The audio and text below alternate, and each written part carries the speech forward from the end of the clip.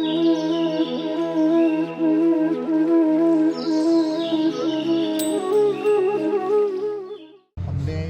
सारे 5-6 एजेंसीज़ को इकट्ठा किया है, उनके साथ कोऑर्डिनेशन कर रहे हैं। हर एजेंसी को हमने स्पेसिफिक टास्क्स दिया है, किसी से हॉरिजॉन्टल ड्रिलिंग करा रहे हैं, किसी से वर्टिकल ड्रिलिंग करा रहे हैं, और इन सब एजेंसीज़ के बीच में तालमेल रहे वो हम लगातार हमारी टीम यहाँ बैठकर उसको मॉनिटर कर रही है रेगुलरली।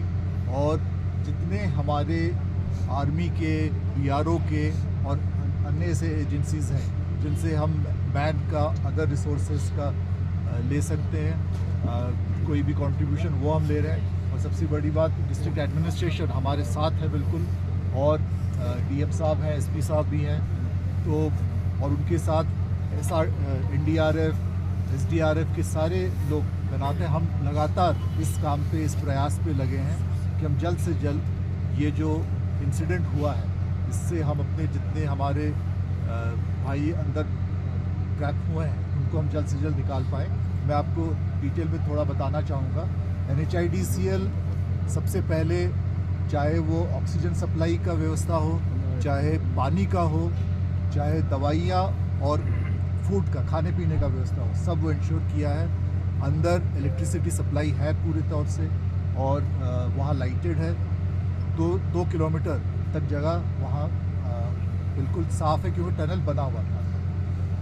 और ये जितनी लाइफलाइन की एफर्ट्स है, हम चाह रहे थे कि एक लाइफलाइन से तो हम कुछ, जैसे ड्राई फ्रूट्स हुआ, चना हो गए, मूढ़ी हो गए, ये सब हम भेज पा रहे थे। लेकिन हम वो 4 इंच का था, हम 6 इंच के पाइप के ज़रिए, और एक एडिशनल भी लाइफलाइन बनेगा, ये हम चाहते थे कि वो हम जल्द से जल्द इस्टेब्लिश करें। और आपको पता ही होगा कि कल दिन के 3:30 बजे हम ये एडिशनल लाइफलाइन भी हम थ्रू कर चुके हैं, जिसके बाद उन अंदर जो हमारे भाई सब हैं उनसे हमने थोड़ी बहुत कम्युनिकेशन भी कर पाए, वॉकी टॉकी भी हमने भेजा, और एक वीडियो भी हम उनका ले पाए, जिससे पता चला वो तंदुरुस्त हैं, उनकी जो मानसिक हालत है वो भी सही है, ठीक है।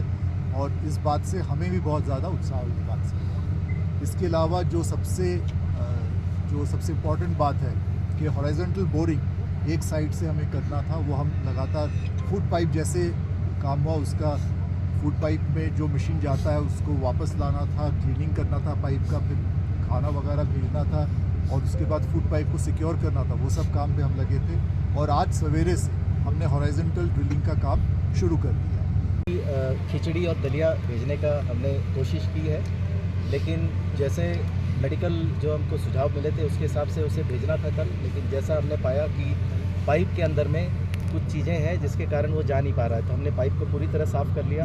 और दूसरी चीज़ जो उसकी पैकिंग आई थी वो कुछ हार्ड बॉटल्स में थी, तो आज जो हम भेजेंगे, जो आज हमने अभी तक भेजा है, आज हमने संतरे भेज दिए हैं, केला भेज दिया है, मौसम्बी भेजा है, और दवाइयाँ भेजी हैं। नमक बहुत दिनों से वो चाह रहे थे, और जैसे वो कुछ बोलते हैं हमें चाहिए, तो अभी कुछ टेट्रा पैक्स वाले, आपको पता होगा छोटे बॉटल्स होते हैं, वो हम भेजने की कोशिश कर रहे हैं वहाँ पर। तो ये सारी प्रक्रिया चालू है।